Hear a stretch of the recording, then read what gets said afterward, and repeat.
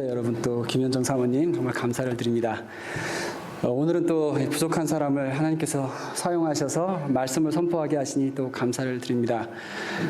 사실 지금 제가 이 심장의 그 맥박을 측정하는 기계를 여기다 착용을 하고 있어요. 그래서 의사 선생님이 다른 건 다 해도 되는데 땀을 흘리지 말라 이렇게 얘기를 했어요. 그래가지고 지금 제가 타이도 안 메고 재킷도 못 입고 이렇게 서는 겁니다. 그래서 오늘 제가 설교할 때 긴장을 해서도 안 되고 저는 지금 너무 열심히 하다가 흥분을 해서도 안 되는 상황입니다. 예, 차분하게 잘 해보도록 하겠습니다. 먼저 기도 같이 하겠습니다. 하나님, 오늘도 살아계셔서 성경을 통해 우리에게 필요한 영의 양식을 주시니 감사를 드립니다. 이제 말씀을 나눌 때에 전하는 저나 또 듣는 이들에게 성령 충만한 자리가 되게 하시고 지금 우리에게 필요한 그 하나님의 말씀이 선포되고 영혼에 새겨지는 시간 되도록 축복하여 주시옵소서. 예수님 이름으로 기도드립니다. 네, 여러분 기억하실지 모르겠는데 지난 1월에 미국 복권 상금이 1조 5,600억 원까지 올라갔었습니다. 그러니까 이게 세계 역사상 최고였던 금액이에요. 아마 두 번째로 높았던 게 뭐 600밀리언 달러라 그러니까는 그거보다 한 두세 배 가량 되는 엄청난 금액이었습니다. 1.5 빌리언 달러죠. 자, 이럴 때면은 평소에는 복권에 관심이 없던 사람들도 이제 한번 복권을 사보기도 합니다. 저도 대학교 때 아마 복권을 한번 샀던 기억이 나는데 이번에 나도 복권을 한번 사볼까라는 그런 생각이 들었었어요. 근데 과연 어떨까요? 크리스찬이 복권을 사는 게 괜찮을까요? 여러분 어떻게 생각하세요? 자, 사람들이 생각하는 그 복이라는 건 정말 다양한 개념이 있습니다.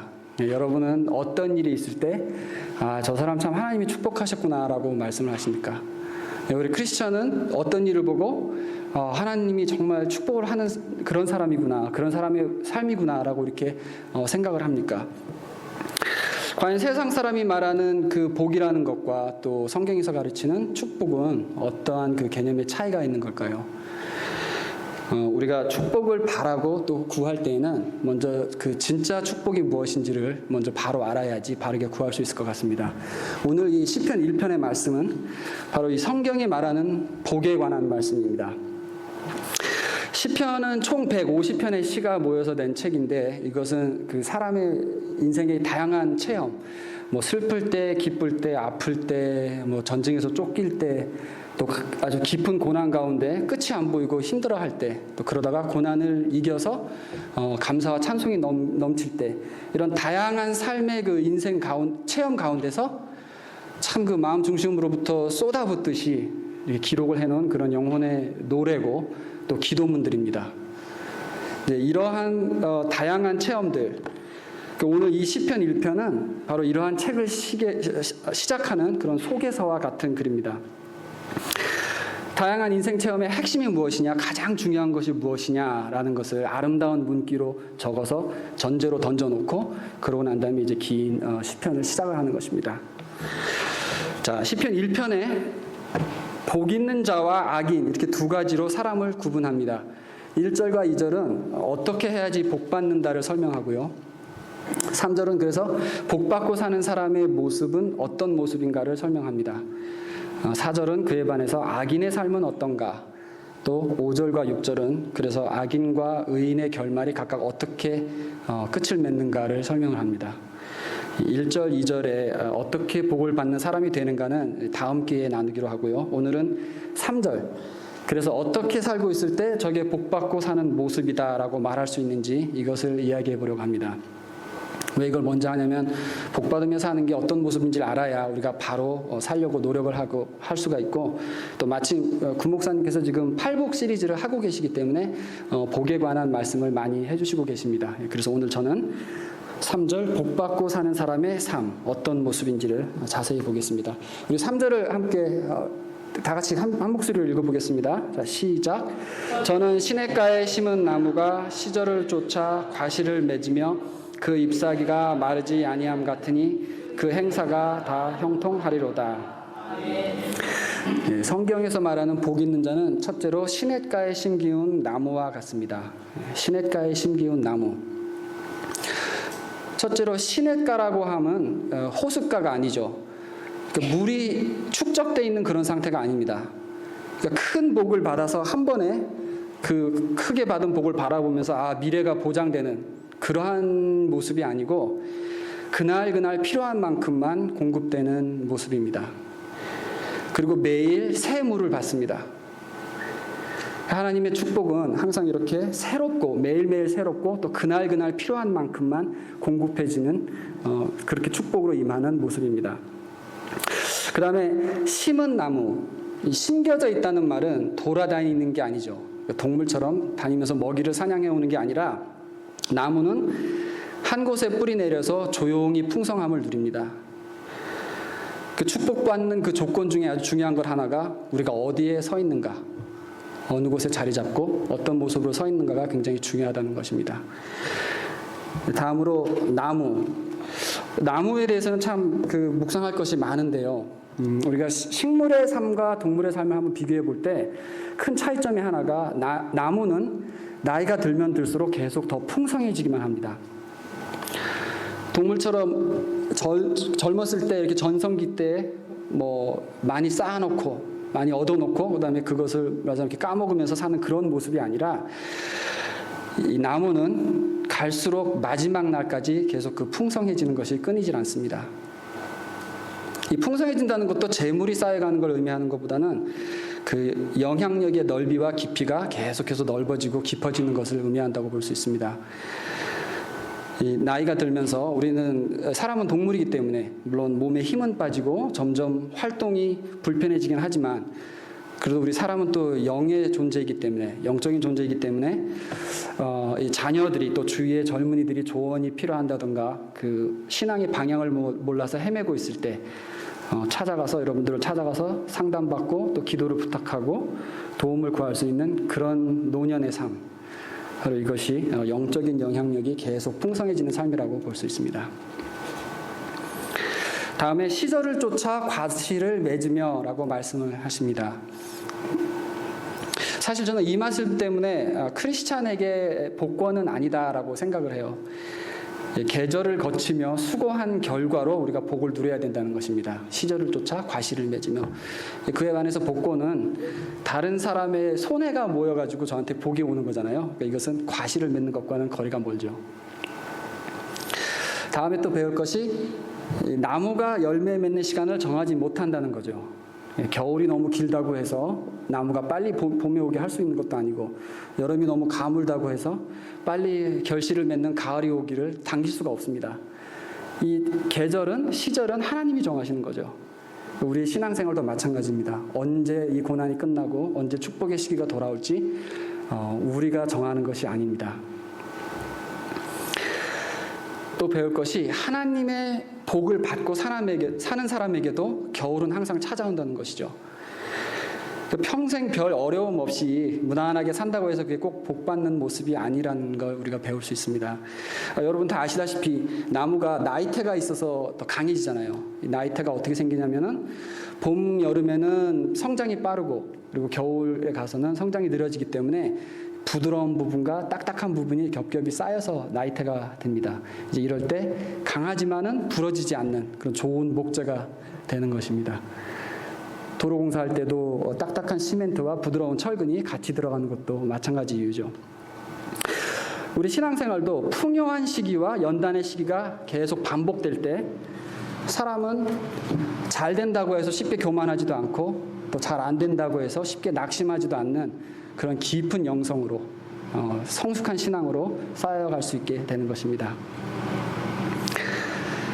다음에 잎사귀가 마르지 아니함 같으니 이 말은 시냇가에 심기운 나무는 가뭄이 오더라도 물의 공급이 끊이지 않는 것을 말합니다.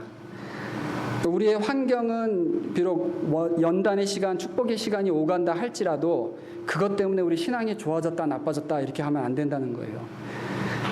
이게 이런 신앙생활을 하려면 영적인 공급이 겨울이나 여름이나 힘들 때나 편할 때나 계속 꾸준하게 와야 된다는 말인데 이제 큐티할 때 또 목사님 말씀 듣고 혼자 기도하고 이럴 때마다 계속 하나님께서 보이시고 인도하심이 끊이지 않는 그런 상태를 말합니다.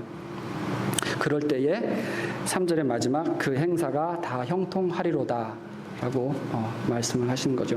그러니까 겨울이 없다는 것이 아니라 겨울을 맞아서 고생을 하고 또 그런 시간이 있다 할지라도 하나님의 주권 아래서 있는 그런 훈련의 기간이기 때문에 결국에는 열매로 이어진다는 것을 뜻합니다.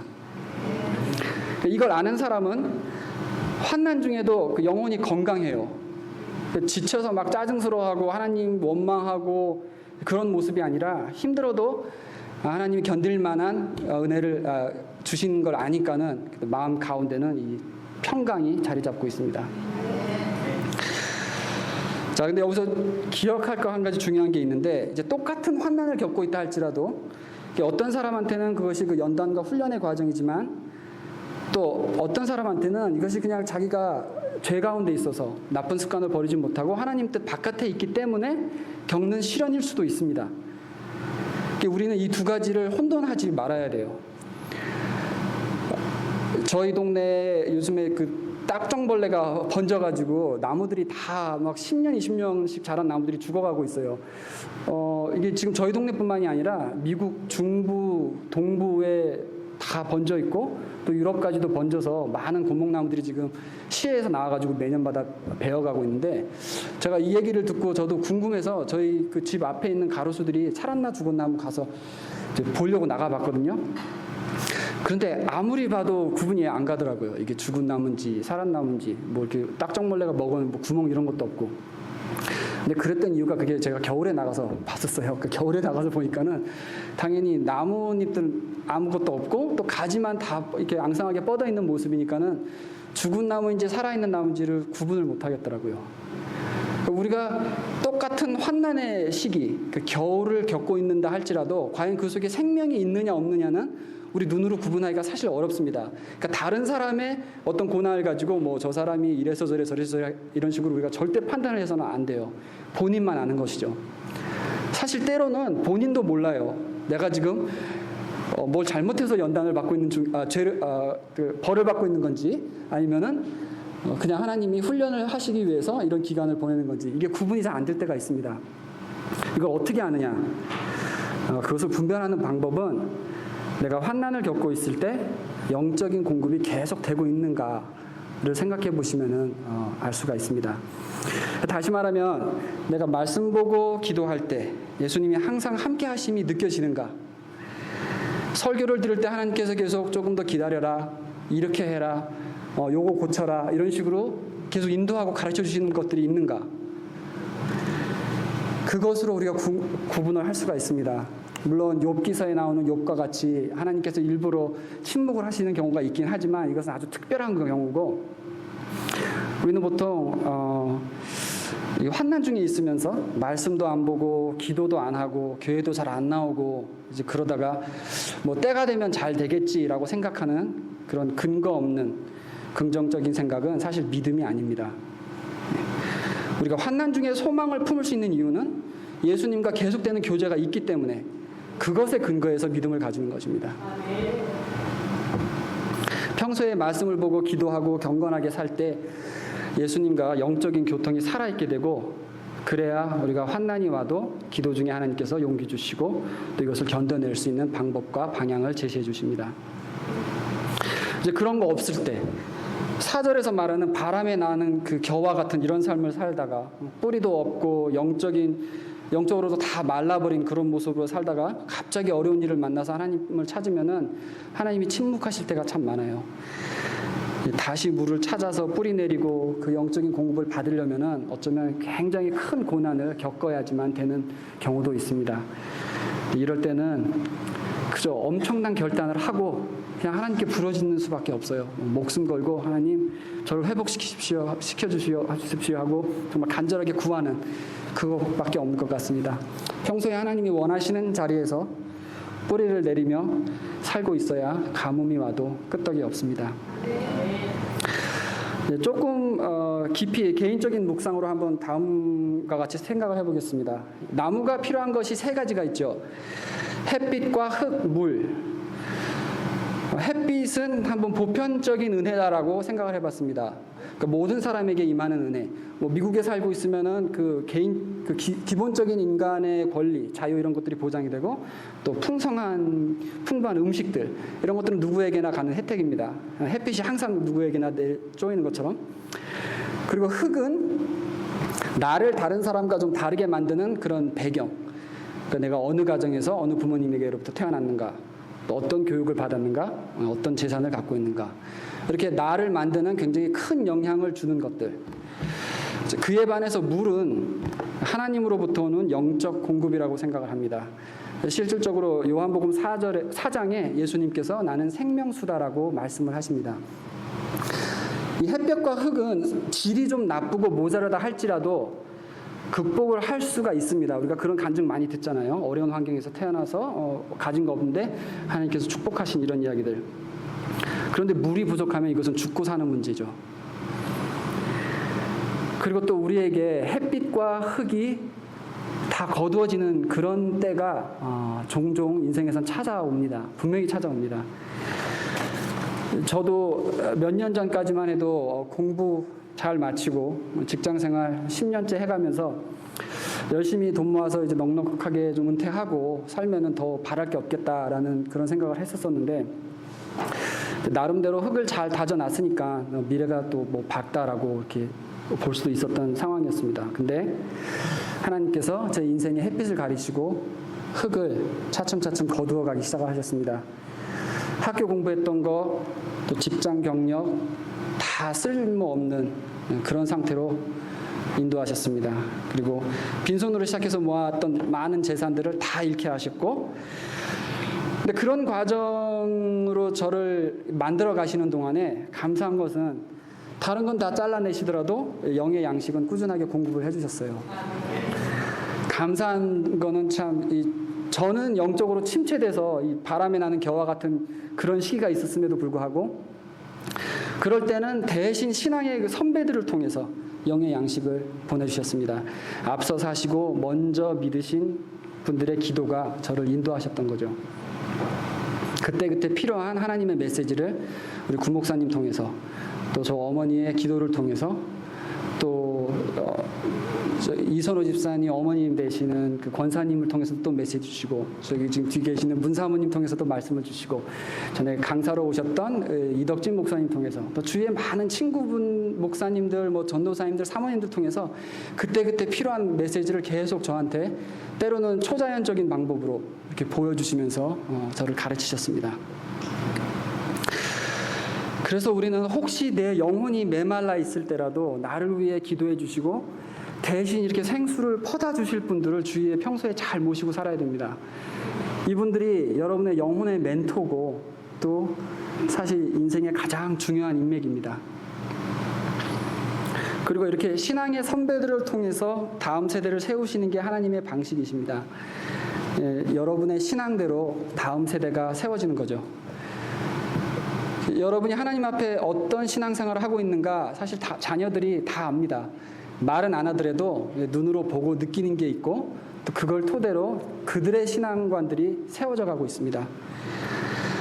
우리 부모님들 미국 오셔서 고생 참 많이 하셨는데 사실 그래서 무엇을 이루었는가가 중요한 것보다도 하나님 앞에 어떤 자세로 서 계셨는가, 어떤 모습으로 지금 서 계신가 그 모습을 보고 자녀들이 더 많은 교훈을 얻습니다.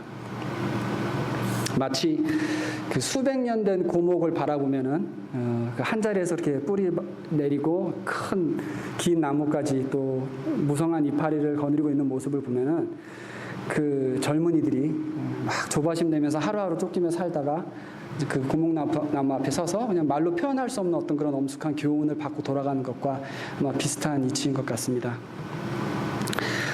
그렇기 때문에 지금 저는 그 다음 세대를 위해서 청장년 예배를 준비하고 있긴 하지만 분명한 거 한 가지는 앞서 신앙의 토대를 닦으신 1세 분들의 계속되는 기도와 지원이 없이는 다음 세대 예배가 설 수가 없습니다. 전 세대를 대체해서 다음 세대가 되는 것이 아니라 신앙의 유산은 계속 이어져 가는 것이 하나님의 기뻐하시는 방법입니다. 고목나무의 낙엽을 걸음 삼아서 열매가 맺히고 씨가 번지고 다음 세대가 세워질 줄 믿습니다.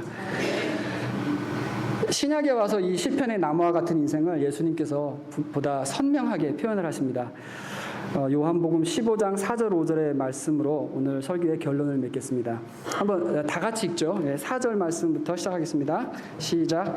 내 안에 거하라. 나도 너희 안에 거하리라.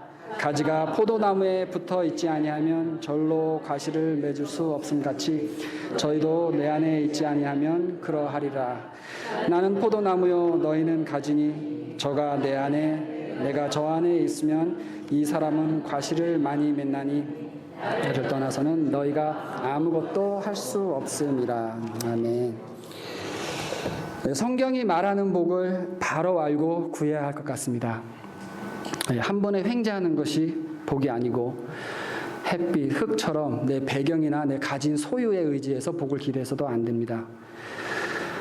정말 복 받는 사람은 겨울이 오고 여름이 와도 생명수이신 예수님으로부터 영적인 공급을 계속 받고 있기 때문에 추운 겨울이 닥쳐도 이겨내고 또 매 계절마다 그 때에 맞는 열매를 맺어가는 삶입니다.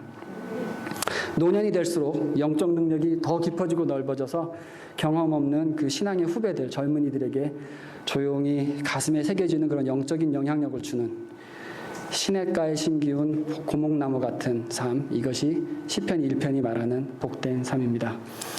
그렇게 살려면 무조건 예수님께 붙어 있어야 하고 먼저 예수님을 믿고 구원을 받아야죠. 그리고 구원을 받았으면 계속해서 예수님께 붙어 있어야 합니다. 계속해서 성령의 공급을 받아야 합니다. 우리 글렌뷰 교회 성도님들 모두 흐르는 시냇가에 뿌리 내리시고 또 생수된 예수님께 항상 붙어서 열매를 맺으시는 그런 복된 삶 사시기를 주님의 이름으로 축복합니다. 함께 기도하겠습니다. 하나님, 시편 1편을 통해 우리가 바라야 할 복된 삶이 어떤 것인지 배우게 하시니 감사를 드립니다. 복받는 가장 중요한 길은 생명수 되신 예수님께 항상 붙어있는 것임을 기억하게 하시옵소서. 하나님의 음성을 항상 들으며 살게 하시고 어려움 속에서도 주님 주시는 힘 받아서 결국엔 풍성한 열매에 이르는 삶 되도록 주님 붙잡아 주시옵소서. 우리의 자녀들, 다음 세대를 위해 헌신하시는 부모님들의 노고를 주님이 아십니다. 무엇보다도 하나님 앞에 바로 서 있는 신앙의 본보기로 자녀들을 키우게 하시고 해가 갈수록 깊은 영성과 또 열매로 많은 사람들에게 그 하나님의 사랑과 지혜를 나타내는 삶이 되도록 주님 축복하여 주시옵소서. 예수님 이름으로 기도드립니다. 아멘.